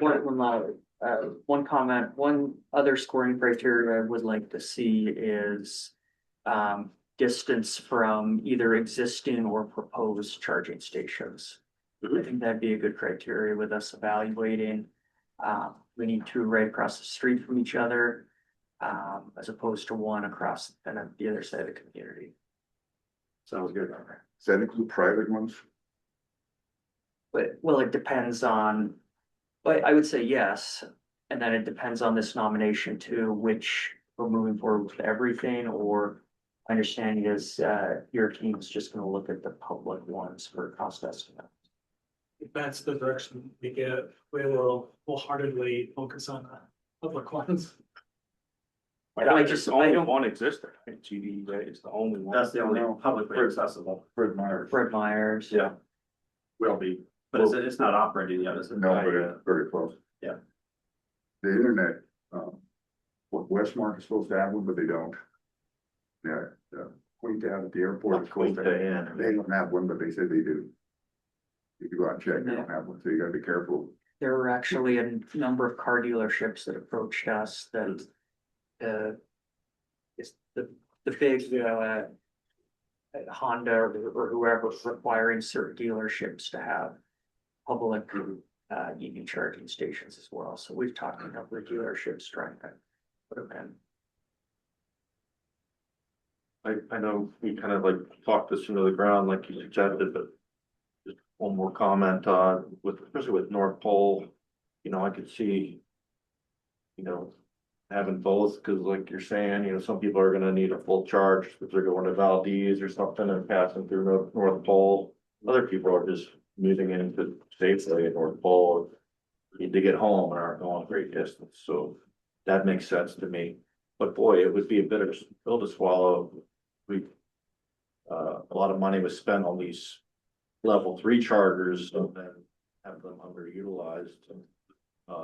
So I think, that makes me more in favor of the level 2s. But how that could be, figured out in advance so that a huge investment isn't made in level 3 chargers, and then we find out that people are avoiding them. That would be bad. Right, and I'll say that's the reason the borough selected only level 2 chargers. And the locations, one cost, but also all of those locations that patrons are usually staying there for a half hour plus, the parks, the libraries, etc. And you get, as Jason was describing, kind of that top off during that time. Yeah, nice big parking lots too. All right, so Olivia. Popular trail beds, if you guys Right, only use trails, like that's another one where they get a lot of use. That makes sense, yeah. So Olivia's internet had went down, but it sounds like it might be back up. She's got the next 2 agenda items to kind of share with you all. Some of the public survey results, the bike lane sign and striping project, and our metropolitan transportation plan update. I see her on the screens. That's a good sign. Got her camera. And yeah, I was sorry, Olivia, I was trying to extend this discussion a little bit because I thought that we might have to postpone these if we had lost you, but you can have the next half hour if you would like. As much time as you want. Probably don't need Okay. that much. Okay, can you hear me? Yes, we can hear you. Okay, cool. There's this like mute button on my headphones that I always seem to accidentally press. Okay. So yeah, first I'll start talking about the bike lane signing and striping pilot project. Hopefully everybody can see my screen. Maybe a thumbs up from Jackson. You see my Yep. dashboard? Cool. So as I'm sure you all recall, we had pilot bike lanes this summer. And Fast Planning put out an extended survey and a condensed survey. I'm going to be showing you the results from the extended survey. I'm still kind of trying to figure out how I want to organize the condensed survey, just because the way the data shakes out, it was like a select all option, and the dashboard is just a bit overwhelming. So we'll go with just the extended survey today. And this is the one where you could go through and it would say, have you walked, rolled, or moved beside the bike lane, or have you driven beside the bike lane? So everyone who used the facility in one way or another had an opportunity to identify themselves and identify their experience in this survey. So to start off, we've got 5 pages. This is our dashboard collection. We had 276 responses to the extended survey, and we did ask people to identify themselves in the hopes that it might foster a stronger sense of connection to their comments. And we did have 208 people of those respondents who identified themselves either with a name or an email, and we really appreciated that. Nobody's name is particularly on any of these responses that are public facing, but just from the back end, I really appreciated just people taking ownership of their comments in that way. So to start off, I'm sure you all know how dashboards work, but this one in particular is a great place to start because you can filter through general data about the bike lanes in a way that was tied to emotions. So how did the bike lane signing and striping pilot project make you feel? And we gave people options: confused, angry, happy, indifferent, excited, or other. And anybody that responded other, you'll be able to see those comments over here. But what I love about this dashboard is that we have these little pie charts on every single page. And we asked people how often they biked for transportation, and we asked them separately how often they bike for recreation. And you can click on these pie pieces and see that the results change based on their responses to each of those questions. You can also stack filters on top of each other, which is also really fun.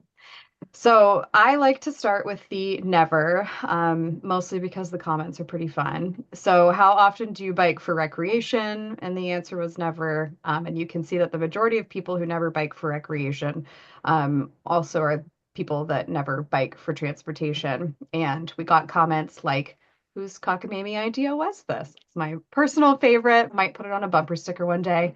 And you can go through and filter based on these reactions in general. The other thing that I really like about this option with these filtering is that you can go and see, okay, there are some people who bike almost daily for transportation, and you can still see that there were other comments. They were mainly excited and happy, but you can also see, okay, somebody who bikes almost daily for transportation felt disappointed or dismayed or concerned. And so it really just enables you to filter through these comments in a way that highlights just how diverse the sample set was in terms of user experience. So we can also click on these charts over here and say like, okay, no change in riding habits. And we can see, okay, that is a nice looking pie in terms of people that bike for recreation. And so again, you can kind of go back and forth. So we'll move on to the next page. I can't remember one of this one. I was like, one of these is very overwhelming, but I tried to arrange it based on color because basically we asked people in what negative ways have the bike lanes affected you or your travel experience? And then we asked in what positive ways have the pilot bike lanes affected you or your travel experience? And then what ways in general? So again, I hope this works. You can tie these comments and all of the numbers throughout this dashboard to users, yeah, and how often they might be using the facilities in general, which it's just so great. Data is wonderful. And so you can also see that there are a lot of people who actually skipped through these particular comments. I have a hunch that most of the time people were looking for opportunities to put other and self-write their comments, which we actually learned from our MTP survey, which I'll talk about in a little bit. People really need to have just that comment box. But from like a data collection perspective, it's so much easier to just have obviously boxes that people can check and doing the filtering on the front end. Basically having the survey respondent do the filtering for us makes it a lot easier. But as you can see, there were a lot of people who said that bike lanes negatively affected them in regards to turning. A lot of people said that it added traffic congestion. Oh, and this was something that I wanted to say. So we had about 270 responses to the extended survey. We had about the same number to the condensed survey. I exported both users and I cross-referenced names and emails and entries, and not including the people who didn't give a name. We only had about 20 people of overlap.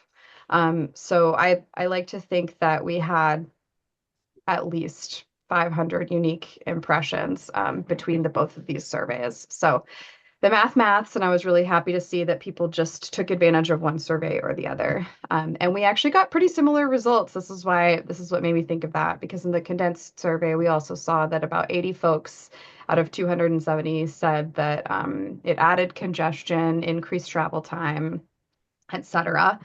But you can also see that there were a lot of people who said, okay, biking feels safer, my accessibility was improved. And it's really wild now that I've been deep in the condensed survey data, because so many of these numbers are exactly the same for that other survey.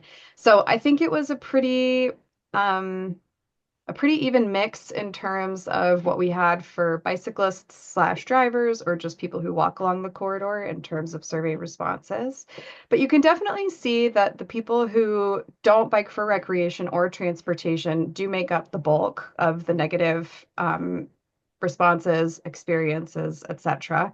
But as I pointed out earlier, you can also see that people who bike for recreation or transportation also still had some negative impacts and felt the need to leave some comments in the other section. All right, we did see, reduced stress across both of these surveys, which was pretty cool too. So this one is specifically for movement beside a bike lane. And so we asked people, have you walked, rolled, or moved beside a bike lane? If they answered no, they just went right to the question, can you explain your experience a little bit more? So people had the opportunity, even if they didn't move beside a bike lane in one way or another, they had the opportunity to provide a comment. So generally, this is also something that I love, I find really interesting. So we had 114 people skip this question, and you can see the breakdown of the pie chart over here. So even people who are recreating aren't necessarily using these corridors very often. I will say that one of the things that we saw after the bike lanes have been removed is that we've been seeing a lot, we're calling them like phantom bike lane riders, because we've actually seen just from our office window the use of Barnett Street in particular as a bicycling corridor. We've seen the use of that go up, which is really telling to the planning process because that road was identified in 2012 as an ideal north-south connector. So what else? We've got, yeah, mostly positive, mostly negative. So this is also really interesting. People who have moved beside a bike lane, we had 20 responses say that their experience was mostly negative. And they provided us comments over here, confusing, congested, too much going on. The polls are very distracting. And you can click these comments in specific, and you can find out just how often they were making these movements throughout that corridor, and how often they bike for recreation or transportation, fewer than once per month. But I love being able to click through and see how these pie charts change all over the place. Two more.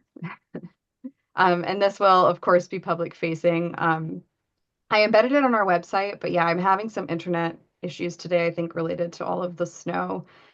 So it's not loading on our webpage just yet.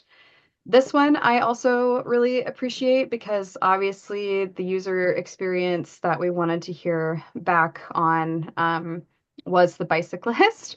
And so we didn't really have an opportunity, except for in this space, to identify between Barnett Street and 10th Avenue in terms of the bike lanes or the treatments that were on those roads.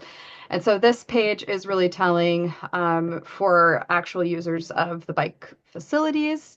So you can see approximately how often were you biking in the bike lanes, 2 to 3 times, almost daily, fewer than once per month. So let's just click almost daily and see how it changes.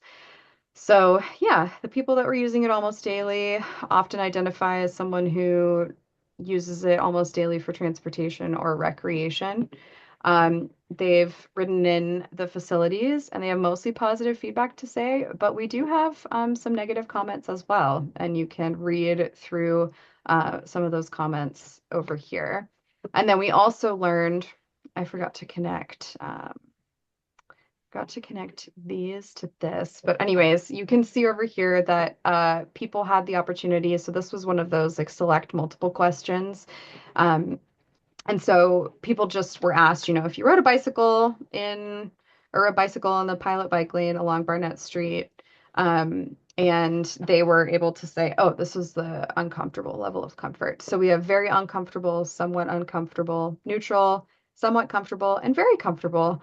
And so we can see that above all of the feedback, we did get comfortable on both of the bike lane treatments. And that was kind of nice to see. Again, lots and lots of comments, and I maybe one day, you know, when we get an intern or when a grad student decides that they want to dissect the the comments, I would love to see sort of like a language map of how all of this tied to driver behavior and pedestrian behavior, et cetera, because there's a lot of really great information here. And then last but not least, the driver experience. I would definitely say that it was kind of a toss-up. I mean, how was your experience driving beside the pilot bike lanes? We had a lot of mostly positives, negatives, neutrals, somewhat negative, somewhat positive. So I don't know. I mean, I think having that defined space for users was really helpful to a lot of drivers. And as we saw before, a lot of drivers and people who either never bike for recreation or transportation indicated that things like congestion increase, deliveries were made a little bit more complicated for some folks. Parking was obviously reduced. I think it was 2 spaces on Barnett where the parking was reduced. I can't remember exactly. So these are all things that we expect from any transportation project in general. But all in all, we saw what we had been wondering, which was, is the implementation of designated space helpful or hurtful? And my perspective from the data that we're seeing here is that for the most part, it was helpful. I think that there were a lot of people who felt taken aback, caught off guard in the beginning, but people are even now that the bike lanes are gone, I'm actually seeing driver behavior still also kind of mimic the presence of the bike lanes, which is really interesting. I think that it contributed to people realizing that we don't need as wide of a roadway to go through a similar space throughout the downtown. And a lot of the comments here are just really great because again, this is driver behavior, and I was really curious how this was going to go.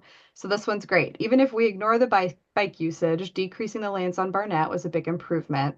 That road had no reason to expand to 4 narrow lanes. The bike lanes have only had a positive impact on Barnett. Driving sucks. Any infrastructure that promotes other means are wonderful. I love that one too. And you can go through again. These are all connected and filter them out. People really had trouble with turning, and they had trouble with the jog in the lane, which could be addressed in the future with different design considerations. So, and of course, we got lots of comments about funding. I think if we were to proceed with a phase 2, there would be a lot of education on the front end about funding and how it all works. I mean, we generally do that as outreach or as fast planning with our outreach. Anytime we go to the home show or do a tabling event, we're always talking about funding. That's what everyone wants to know. But I think that it would have been a little bit more helpful if right out of the gate, we could have had little signs that said, you know, how is this paid for? So that people could get through that speed bump and kind of just enjoy testing out the facilities and providing us with feedback. So that is the collection of that data. Are there any questions, or does anyone want to go back and look at a slide in my presence, and I could talk to you a little bit more about anything in specific?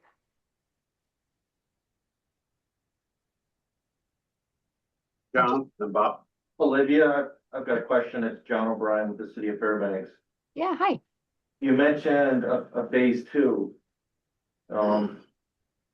Is there actions occurring, take advantage of, and I know there was positive and negative responses on your survey, but is there action to take advantage of the momentum of this go round to make a phase 2 possible? I could take an initial stab at that. I will say when we started this journey back in 2019, 2020, the initial request for funding, there were 12 roads in consideration for bike lane zoning and striping pilot program treatments. And to my understanding, at a certain point, those roadways were reduced to just these 2. The logic that I was given at the time was that, well, we can do a phase 2. We'll just see how this goes and go from there. So I obviously am very hopeful that there will be a phase 2. I know that if anything, collecting this data and getting feedback from the community and doing all of our bike valets that we did this summer and talking with people all summer long really set a precedent for continuing this conversation. And if that means, yeah, a phase 2, I hope that the community in general and the decision makers in power would be supportive of that. And Jackson, feel free to chime in. Yeah, so the bike lane signing and striping program, not the pilot program, but the regular program, will remain in our planning documents. But if we were to fund another location, and maybe it's a permanent installation, we would have to have a project sponsor. So some owner of a road right away would need to nominate that to us for funding for a future signing and striping project. But yeah, our hope is that the next one that goes in is permanent and is not a pilot. But you gotta have willing participants that want to apply for those funds and have that in the road right away. Thank you. Yeah, go ahead, Bob. So there were two surveys conducted? Olivia? There were two surveys. There was an original one and then there was another survey that was sent out? Yes, there was extended and condensed. Do the results of the first survey exist separately or are they all combined in this review here? It'll be separate. I mentioned a little bit earlier the condensed survey. It was one of those select multiple options, and so I'm having a fun and challenging time figuring out a way to present that data so that it's not just like a bunch of numbers and emotions to represent the data.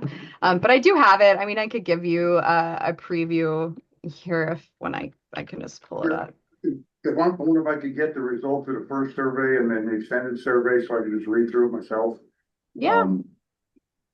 I Yeah. time on that project, I'd just like to see the actual comments and I never got a chance to really look at them.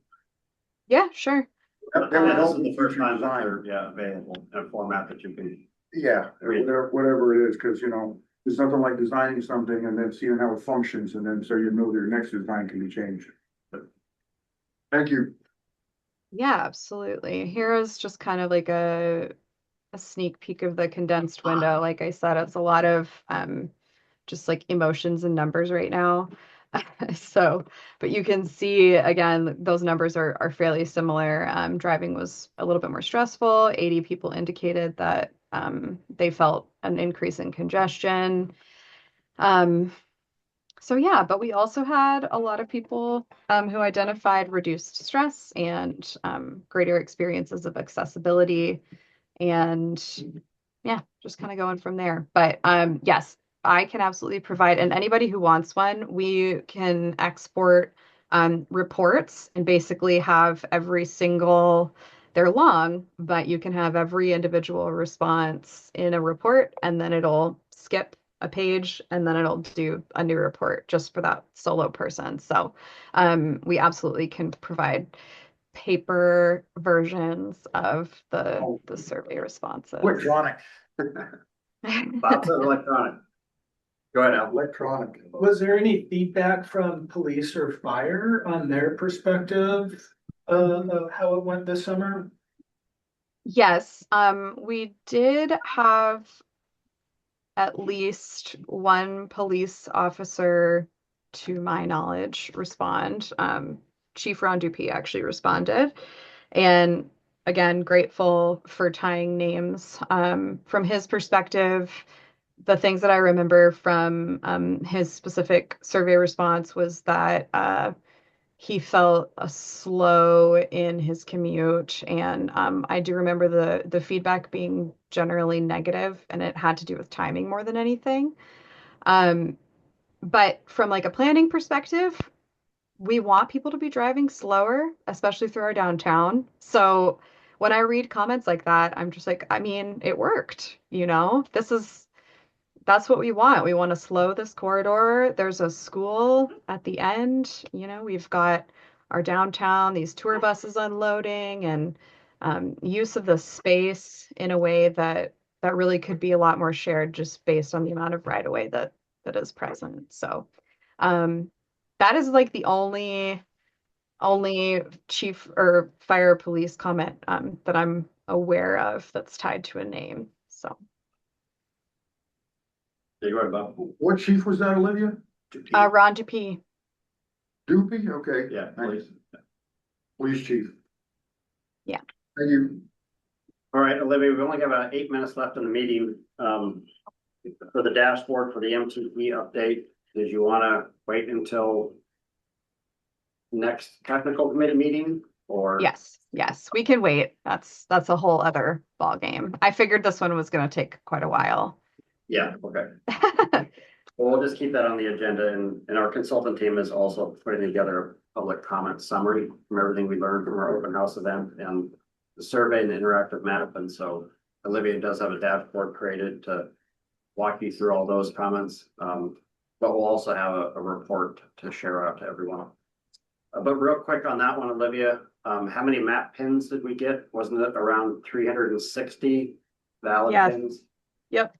Yeah, 360 pins, and then our survey alone had 153 responses, and I did 3 different public comment pop-ups, and the one at Black Spruce was super fun because people were just like getting their beverage, coming to me, getting a paper survey, and then going and sitting down and talking with, you know, whoever they were there with, if anybody, and filling out these paper surveys. And I just realized in that moment that people are actually kind of craving that interaction in that space and the ability to talk about it while also not being on their phones or on a computer. So we got about 15 or 18 paper surveys from that event alone, and we were able to input all of them as well. So lots of feedback to go through. Cool. Well, thank you, Olivia. Yeah, we'll Yep. present that data to you all at our January meetings. Yep. And I did want to just say, it looks like more than anything, the number of comments that we're seeing on the map, again, from that like pre-filtering perspective and really just trying to get people to break it down as much as they can. On the front end, we're seeing a lot of comments about safety. And just from like just from my personal background in planning in this community, it's really an interesting side of safety, because when I was with the community planning department so long ago and we were surveying people about downtown, there were a lot of comments about safety and sense of safety and public safety. And so to see all of these comments about safety manifest in a way that has to do with something that really feels like it kind of is within our control as a community. It's not just like a perception. It's like the timing of this light is wrong, or this curve is too intense, or we don't have a crosswalk here. That's really inspiring, and I'm just really grateful to the community members for taking the time to put those pins on the map, because my user experience is definitely reflected in those comments, and I'm really excited to see how the data fleshes out and how we can move forward in project selection. It's going to be really great. Cool. Thanks, Olivia. Thanks. Yeah. So back to the agenda real quick. We don't have to go to this page, but under informational items, I have the federal fiscal year 2026 obligations and offsets. We don't have any project obligations yet this year within our boundary. But I have put together the template to show everyone what is supposed to be obligated in all the projects that we have active this year, or fiscal year 2026. So that's there to be filled out as obligations occur. Don't have any other issues today, so I'll just open the floor if there's any committee member comments before we adjourn.